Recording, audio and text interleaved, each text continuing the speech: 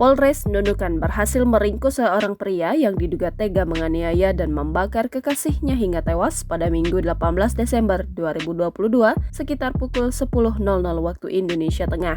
Diberitakan sebelumnya, mayat seorang wanita ditemukan dalam semak dengan kondisi terbujur kaku di Jalan Anastawijaya, Kelurahan Mansapa, Kecamatan Nunukan Selatan, Jumat 16 Desember 2022 malam. Mayat wanita malang tersebut awalnya ditemukan oleh dua pria yang sedang berburu burung tak jauh dari tempat kejadian perkara sekitar pukul 23.30 waktu Indonesia Tengah. Kapolres Nunukan AKBP Riki Hadianto mengatakan tersangka inisial MH berhasil mereka amankan di Jalan Kiai Haji Agus Salim.